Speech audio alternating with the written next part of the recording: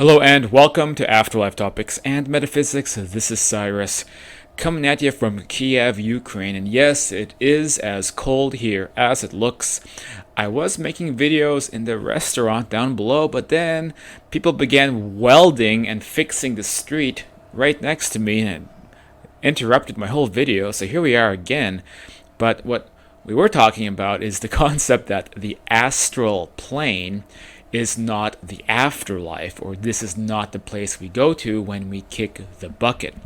Now, some of you guys who are new around here may be like, what the heck is he going on about? Well, this is a channel where we talk about these complex, supernatural, metaphysical questions, and this is the kind of stuff that gets brought up that I end up addressing, whether it's on these videos or in my books or in articles. It's kind of my area, so I make these videos, I write about this stuff. It's not everybody's cup of tea. But for those of us heavily into out-of-body experiences and near-death experiences and spirit communication and many, many more subjects, which are just, there's an incredible amount of evidence about, then these types of questions are quite relevant. With that said, this idea was brought to my attention from a poster on the Afterlife Topics and Metaphysics group, basically making a claim toward the work of myself and Jürgen Ziva, the great out-of-body explorer, who a couple of videos back I have a really cool interview with. If you haven't seen that yet, go check that out. And it concerns the idea of what really is the afterlife, what really is the condition we go to when we cross over.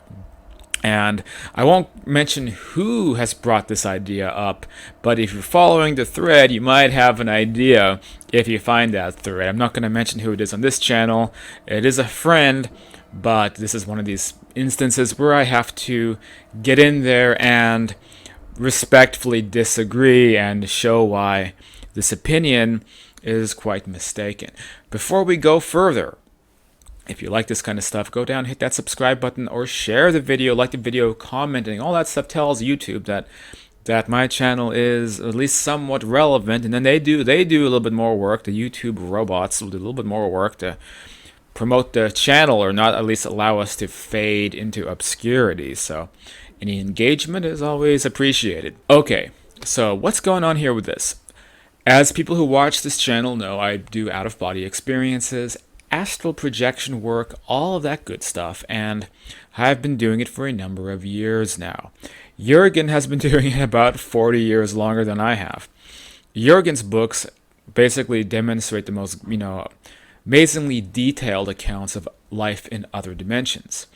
Now, this ranges from what people in the field call the middle or lower astral levels, which are often worlds very similar to this one, and so many people who have out-of-body experiences go to these places, and similar but different powers, telepathic powers, teleportation, maybe being able to fly and have other abilities which are frankly seem very fun to me. People like myself have appeared in those levels to be able to talk to people and interview locals and find out what that world is like. But there's a host of other elements of reality that go far beyond just the sort of Earth-like collective onto levels that truly defy the imagination. Jürgen talks a lot about these, as have many people with the abilities to explore other dimensions and other worlds. And Jürgen's books have just as much detail and amazing things to report as the very best near-death experiences that you can read about online. And he is doing this without having to have cardiac arrest. The same goes with the spirit communication. There's amazing spirit communication resources out there, such as through Leslie Flint, the direct voice medium from the 1950s on through the late 1980s, with hundreds of hours of communications recorded by anomalous voices that were being manifested in the room with him while his mouth was sealed shut with tape, sometimes with experimenters demonstrating that he was not talking because they were measuring the vibrations out of his vocal cords or testing what was coming out of his mouth by putting colored water in his mouth and verifying that it was still there at the end of the seance. But that's a whole other subject. The point is that what these historically, scientifically valid direct voice or otherwise physical or even mental mediums have been able to recount lines up with the experiences of myself and Jurgen, as well as many other people who explore this side of life, so that we can get a nice perspective about what it actually is like to cross over and the myriad of different types of realms and worlds that we can go to, and how most importantly our consciousness continues. It's not just this one life like materialists claim. We transition here, and then it's like we just wake up on that side with a new life, or even a continuation of a life that maybe we've been having simultaneously to here. But the point is once you're on that side, the death subject becomes kind of a big joke, and we realize that we all had the wool over our eyes. That's what the afterlife is all about. That's what I'm so interested in with this subject. But it is a bit disheartening when people who are, also quite involved in this area kind of throw something into the mix that's going to cause a lot of confusion, possibly anxiety. It's going to cause a lot of people to second guess different people's experiences and basically muddy the waters. And that's what I'm seeing with the concept that Cyrus and Jurgen's astral work is not in the afterlife, it's someplace different. First, let's explain why that is such a questionable thing to say. Then we'll explore why an idea like this even comes up to begin with. So first of all, the primary purpose of my astral work is to connect with deceased family members. And I can do this when I am fortunate enough to be having experiences. Maybe half the time it involves my mom, my father, or my brother, all of whom have transitioned in the last couple of years. And through astral work, I have been able to appear where they are. It's very often like a house or some other environment. And then it's like I phase in and I can communicate with those family members who are very much aware that they have transitioned to that side and are very much still living lives on that side. And then I can find out what they're doing over there, what kind of jobs they're doing and the lives that they're leading, and they can share all this information with me. So to them, none of this would make any sense. The idea that the place that they're in right now is not the quote afterlife, that this is something else. But that doesn't make any logical sense, because the whole idea is I'm having experiences with deceased people, and whatever this environment might be that I'm having those experiences in would by definition be the quote afterlife, right? So this logically doesn't make a lot of sense. The next element to this is people tend to have this narrow prism of what they're willing to accept as reality. And the astral plane not being an afterlife, well, it's very muddy waters, because what is the astral plane, or what is the afterlife? Are people not just narrowing their focus by using these terminologies, which are not even that relevant? As Jurgen says, what we have is a continuation of life. So it's not an astral plane. It's not an afterlife. This was the thesis of my first book, by the way. It's not an afterlife. It is a continuation of life as it has often always been. And so this isn't like we are going from one place to another place. It's not like this is a major transition from one existence to another. It's a continuation of your same existence. And on that side, they don't use terminology like astral. These are ideas that we have come up with through our religions and sciences to try to understand these experiences. Now, I don't know the background of the origins of the word astral, but we use it now so commonly. I think it may relate to Eastern mysticism or Hinduism. I'm not positive. But what we are referring to is the same thing, the continuation of life in other dimensions, other realms of existence.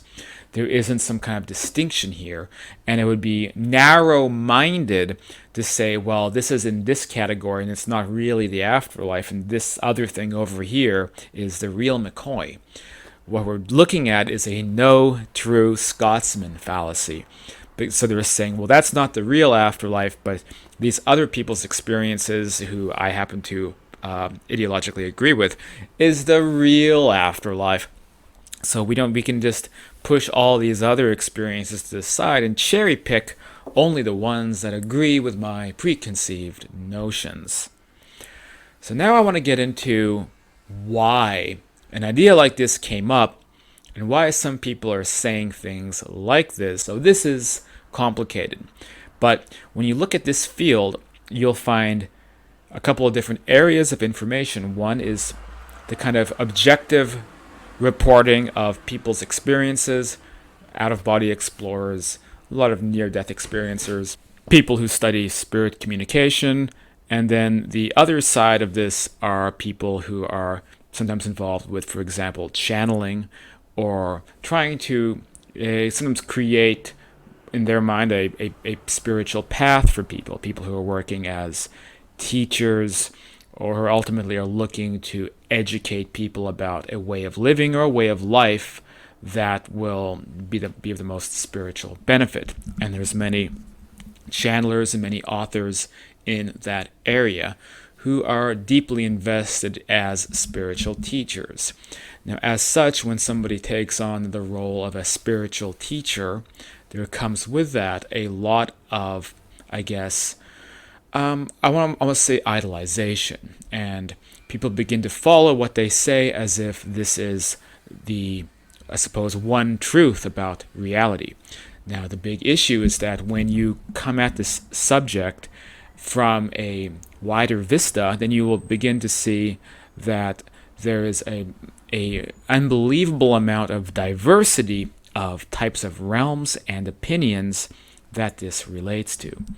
And very often people who are sort of teaching things as an idealization, the way that things must be, the way that you can follow the path to follow to reach enlightenment. There are people from a very specific vantage point, a very specific perspective, trying to teach to everybody their opinion based on only the things that they have seen. Now, this could include guides and people living on these higher dimensional areas who may feel as if they have all of the answers in life, whereas still their perspective is extremely narrow. So Jürgen made really good points about this in the main thread on the Facebook group in question, of why sometimes you'll get information from that side which is extremely limited. It's not from a wider vantage point, it's coming through some kind of person, some soul, who is only seeing things from a very tiny perspective, but then using that to paint all of reality.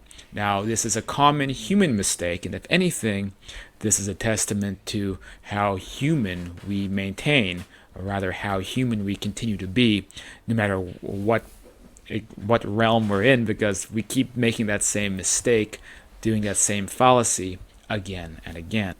It's very similar to people who maybe go to one location and then stereotype or generalize about an entire country or civilization.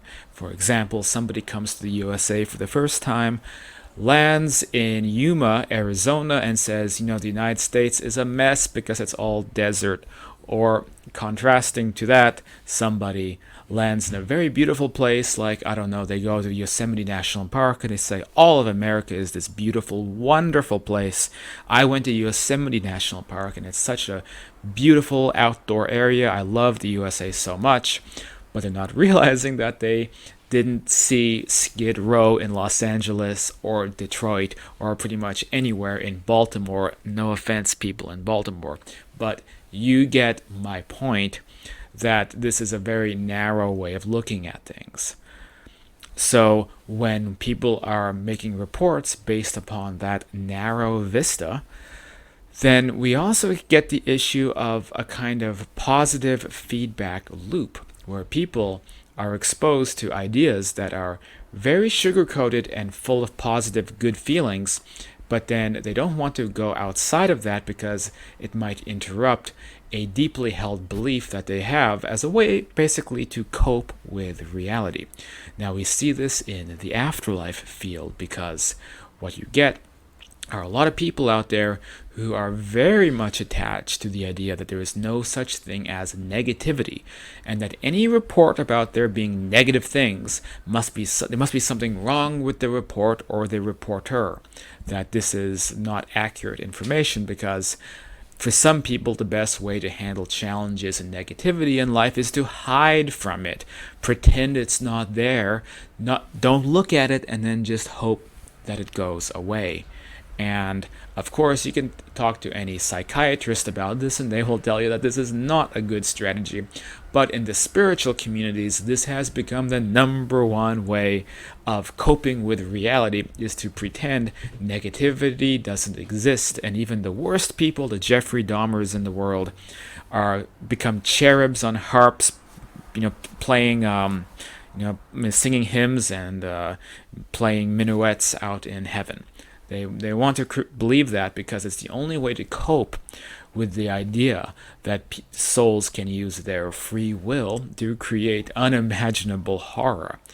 But this is something that we can tell by diving into that world is real. There's great books about this. For example, there's a book called The Deadly Departed by Jock Brockes, who's a very experienced medium, and he can tell you all about the negative side.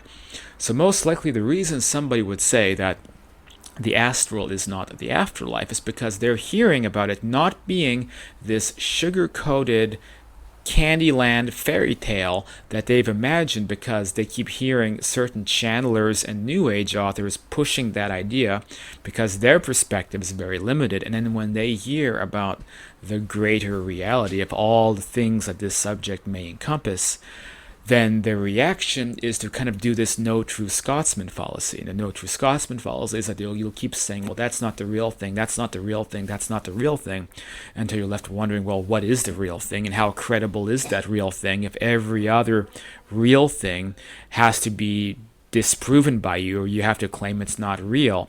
What it really is that you have a specific idea in your mind and you're defending it because you don't want anything to interrupt that. So if new information comes to the forefront, you begin to practice this kind of cognitive dissonance where you don't want to accept that it might be real.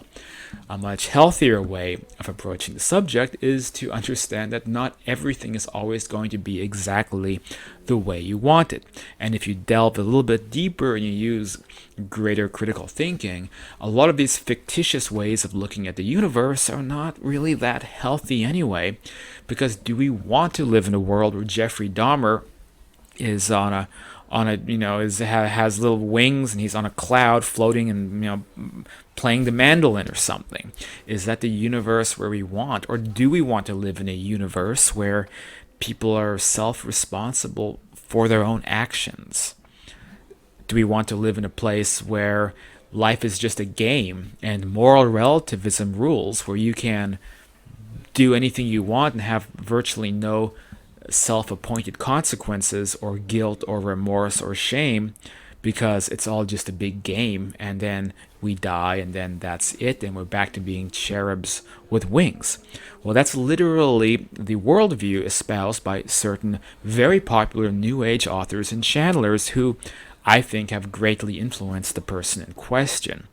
And when they are exposed to contrary information, they don't want their flock to get upset, and they will very harshly defend their points of view, even if it means saying that other people are faking their experiences or not having real experiences.